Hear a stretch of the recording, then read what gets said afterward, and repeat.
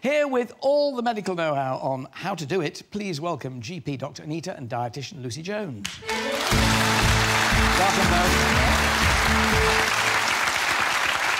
Now, Anita, why shouldn't we have sugar if we like the taste? The question on all of our minds is sugar really as toxic as the papers are claiming it could be?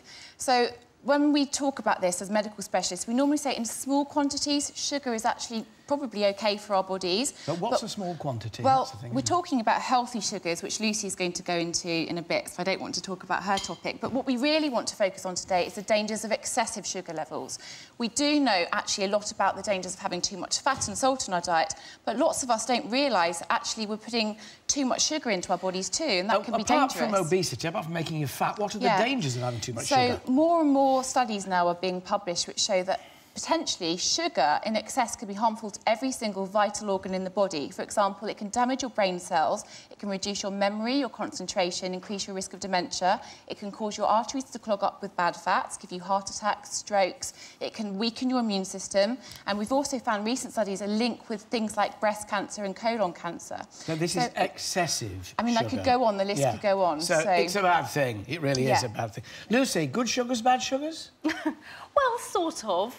There are foods that we should continue eating even though they have sugar in them because they're nutritious. So when we're talking about too much sugar, we have guideline daily amounts. For a woman, that's about 90 grams, and if you think each teaspoon of sugar is 5 grams, you're nearly 20 teaspoons of sugar. But the thing is, it's hidden. It's not like having 2 spoonfuls of sugar in your tea. You're eating things that you don't think has got sugar in. Absolutely, and this is the problem. So a healthy amount of sugar is in everyday, normal foods that aren't processed. Apples, grapes, absolutely, fruits, honey.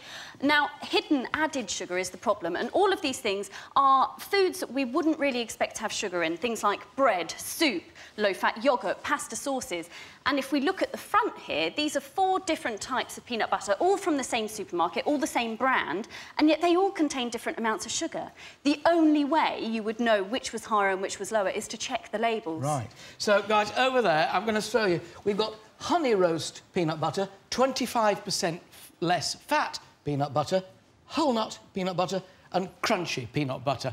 Which one has the least fat, least sugar, would you say, of those?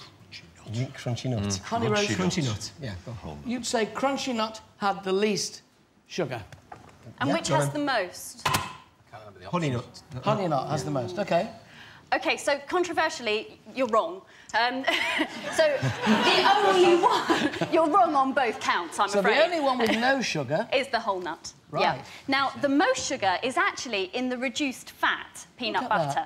That actually has 3 teaspoons of sugar per 100 grams. And you'll find this across the board with reduced fat products. They take away the taste in the fat, they replace it with sugar.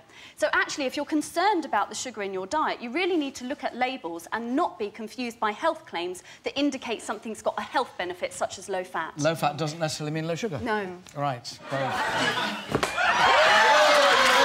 Right, OK. From the back, 2 times. 2 times. Under the leg. You used to watch Ground Force? I did. Did you? I used to watch it with my family when I was little. Well, you probably carried, weren't you? And you're right. I like the one I was little. Push me around the wheelbarrow.